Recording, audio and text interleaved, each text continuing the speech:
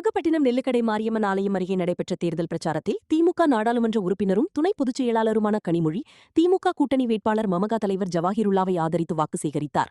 அப்போது பேசிய அவர், தமிழ்நாட்டில் நெல் உற்பத்தி அதிகரிக்க ஊக்கத்தொகை வழங்கப்படுவதால் அதை நிறுத்த வேண்டும் என மத்திய அரசு மாநில அரசுக்கு கடிதம் எழுதியது ஏற்க முடியாதது என்றார்.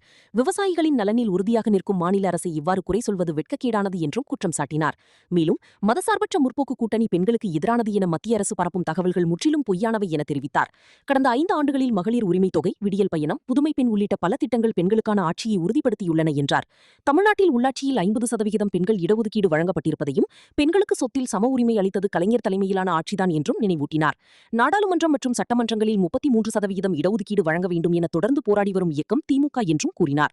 பெண்கள் இடஒதுக்கீடு மசோதா என கூறி கொண்டுவரப்பட்டிருப்பது உண்மையில் தொகுதி மறுசீரமைப்பை இணைத்த அரசியல் நோக்கமுடையது என அவர் விமர்சித்தார்.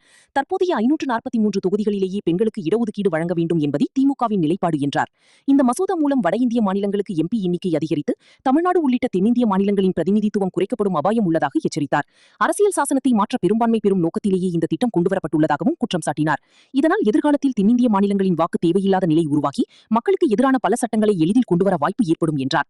இந்த மசோதாவை அனைத்து எதிர்க்கட்சிகளும் ஒன்றுபட்டு எதிர்த்து தடுக்கப்பட்டதாகவும், மாநில உரிமைகள் பறிக்கப்படுவதை எதிர்த்து கருப்பு கொடி ஏற்றுதல் உள்ளிட்ட போராட்டங்கள் நடைபெற்றதாகவும் தெரிவித்தார். ஆனால் இதற்கு எதிராக உரிய முறையில் செயல்படாத எதிர்க்கட்சித் தலைவர் எடப்பாடி பழனிசாமியை அவர் கடுமையாக விமர்சித்தார். முதலமைச்சராக இருந்த நம்முடைய தலைவர் கலைஞர் அவர்களாக இருக்கட்டும், நம்முடைய முதலமைச்சர் அண்ணன் தளபதி அவர்களாக இருக்கட்டும், மக்களை சந்தித்து வாக்கு கேட்கும் போது தலை நிமிர்ந்து உரிமையோடு, பெருமையோடு, மகிழ்ச்சியோடு வாக்கு கேட்கிறோம்.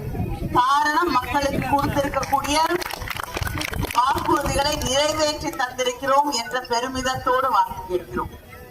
ஆனால் எதிரணியில இருக்கக்கூடியவர்கள் இன்று நம்மை பார்த்து வாக்கு கேட்கும் பொழுது தமிழ்நாட்டுக்கு தொடர்ந்து துரோகம் செய்து கொண்டிருக்கிறோம், மக்களுக்கு துரோகம் செய்து கொண்டிருக்கிறோம் என்பதை தவிர அவர்களுக்கு சொல்லிக் கொள்வதற்கு வேறு எதுவும் கிடையாது.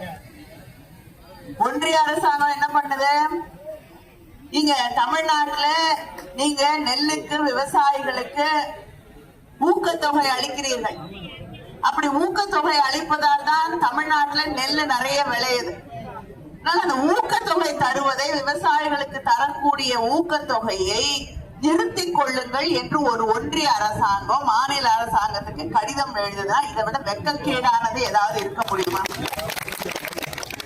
அந்த நெல்லை கொண்டு போய் பாதுகாப்பாக வைத்துக் கொள்வதற்கு, ஏற்பாடுகளை செய்வதற்கு உங்களுக்கு வழி இல்லை, மனசு இல்லை.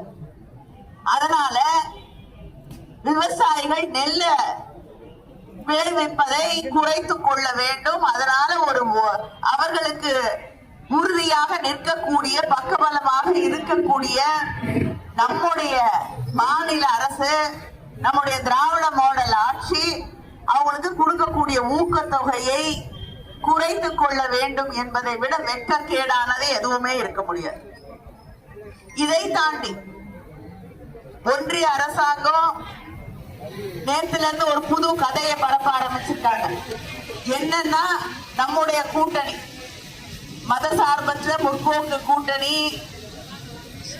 பெண்களுக்கு எதிரானவர்கள். நான் பல முறை தொடர்ந்து மக்களை சந்திக்கும் போது பெருமையோடு சொல்லுவது, இந்த கடந்த 5 ஆண்டு கால ஆட்சி பெண்களுக்கான ஆட்சி. மகளிர் உரிமை தொகையிலிருந்து, விடியல் பயணத்திலிருந்து, புதுமை பெண் திட்டத்திலிருந்து எல்லாமே பெண்களுக்கு முக்கியத்துவம் தரக்கூடிய ஆட்சியாகத்தான் நம்ம ஆட்சி இருந்திருக்கிறது.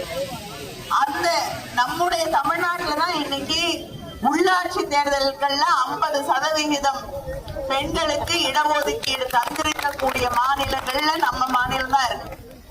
அதை தாண்டி பெண்களுக்கு சொத்துல சம உரிமை என்ற நிலையை கொண்டு வந்தது தலைவர் கலைஞர் அவர்கள். நம்மை பார்த்து தொடர்ந்து காலம் காலமாக பெண்களுக்கு நாடாளுமன்றத்திலையும் சட்டமன்றத்திலையும் இடஒதுக்கீடு 33% கொடுக்க வேண்டும் என்று போராடிய தலைவர் கலைஞர் அவர்கள். அவர் வழியிலே தொடர்ந்து அதற்காக குரல் எழுப்பிக் கொண்டிருக்கக்கூடிய முதலமைச்சர், நம்முடைய முதலமைச்சர் அண்ணன் தளபதி அவர்கள்.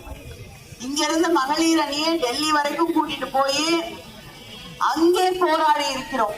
நூற்றுக்கணக்கான, ஆயிரக்கணக்கான மகளிர் அணி, திராவிட முன்னேற்ற கழகத்தில் இருக்கக்கூடிய நம்முடைய சகோதரிகளை எல்லாம் டெல்லிக்கு கூட்டிட்டு போய் அங்கே நாம் மகளிருக்கான இடஒதுக்கீடு வேண்டும் என்று போராடி இருக்கக்கூடிய இயக்கம் திராவிட முன்னேற்ற கழகம். நம்ம பார்த்து பிஜேபியும் அவர்களுக்கு கை கட்டி அடிமையாக கட்சியையும் கொண்டு போய் அடகு வைத்திருக்கக்கூடிய எடப்பாடி பழனிசாமியும் நம்மளை பார்த்து பெண்களுடைய மசோதாவை தோற்கடிச்சிட்டாங்க அப்படின்னு ஒரு பொய்யை சொல்லிக் கொண்டிருக்கிறார்கள். கொண்டு வரப்பட்டது நாடாளுமன்றத்திலே கொண்டு வரப்பட்டது மகளிருக்கான மசோதா இல்லை. மகளிருக்கான மசோதா அப்படிங்கிற போர்வையில நம்ம ஊர் பக்கம் சொல்லுவாங்கல்ல, உள்ள நிறைய வெளியில ஆட்டுத்தோல் இல்லையா? தோல் மகளிர் மசோதா எடுத்து பார்த்தா உள்ள ஒரு பெரிய நரி இருக்கு. அது என்ன நரி? நமக்கு இருக்கக்கூடிய இடங்களை நம்முடைய உரிமையை பறிக்கக்கூடிய தொகுதி மறுசீரமைப்பு. ஏன் தொகுதி மறுசீரமைப்பு வேண்டாங்கிறோம்? இருக்கக்கூடிய 543 இருக்குல்ல, அதுல 33% கொடுங்க. அதுல கொடுக்க கூடாதுன்னு என்ன இருக்கு? உண்மையிலேயே நேர்மையாக உங்களுக்கு பெண்களுக்கு இடஒதுக்கீடு கொடுக்கணும்னா இருக்கக்கூடிய 543 கொடுங்க. இதுதான் திராவிட முன்னேற்ற கழகம், நம்முடைய கூட்டணி, நம்முடைய பேராசிரியர் அவர்கள் தொடர்ந்து சொல்லிக் கொண்டிருக்கக்கூடிய ஒரு கருத்து. ஆனா இவங்க என்ன சொல்றாங்க? அதுல கொடுக்க மாட்டோம், நாங்க இன்னும் நாடாளுமன்றத்தோடைய எண்ணிக்கை அதிகமாகும், இருக்கக்கூடிய ஒரு பானை சோர்ந்துல எங்களுக்கு கொஞ்சம் கொடுங்கன்னு கேக்குறோம். அவங்க என்ன சொல்றாங்க? இதை தொடக்கூடாது, பெரிய பானையா எடுத்துட்டு வந்து பெருசா வடிச்சு அதுல உங்களுக்கு கொஞ்சம் எடுத்து கொடுப்போங்கிறாங்க. சொல்றது என்ன? பெரிய பானையா செய்யறோம் சாப்பாடு, ஆனா அதுல யாருக்கு அதிகம் போகுது? தமிழ்நாட்டுக்கு வர வேண்டியதை குறைச்சிருவாங்களாம். வட இந்திய மாநிலங்கள்ல இருக்கக்கூடியவர்களுக்கு எல்லாம் எண்ணிக்கை அதிகப்படுத்தப்படும், எம்பிக்களோட எண்ணிக்கை. அதனால இந்த எண்ணிக்கை நமக்கு குறைக்கப்படும் போது, இப்ப 39 பேர் இருக்காங்க நம்முடைய நாடாளுமன்ற உறுப்பினர், உங்களுடைய நாடாளுமன்ற உறுப்பினர் என்னோடுதான் இங்கே இந்த வண்டியில இருக்காங்க. நம்முடைய எண்ணிக்கையை குறைத்து மற்றவங்களுடைய எண்ணிக்கையெல்லாம் அதிகப்படுத்தி நாளைக்கு நாடாளுமன்றத்தை கூட்டும் பொழுது, இன்னைக்கு தோக்கடிச்சோம்ல எல்லாரும் சேர்ந்து அவங்க கொண்டு வந்த கான்ஸ்டிடியூஷன் அமெண்ட்மெண்ட் பில், அதுக்கு 2/3 பகுதி அவங்களுக்கு அதிகமாக வாக்கு வேண்டும். அப்படி இருந்தாதான் 2/3 மெஜாரிட்டி, அது இருந்தாதான் அதை அவர்களால் பாஸ் பண்ண முடியும், கொண்டு வர முடியும். கொண்டு வர முடியல, நிறுத்திட்டோம். அடிப்படையிலே அரசியல் சாசனத்தை மாற்ற வேண்டும் என்றால் அவங்களுக்கு இவ்வளவு பெரிய எண்ணிக்கையிலே எம்பிக்கள் தேவை.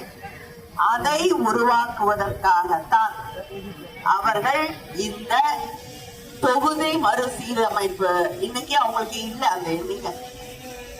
இது கொண்டு வந்துட்டா தமிழ்நாடு, கேரளா, கர்நாடகா, வெஸ்ட் பெங்கால், பஞ்சாப், ஒரிசா, இது எதுவும் தேவையில்லை, யாரோட ஓட்டும் தேவையில்லை.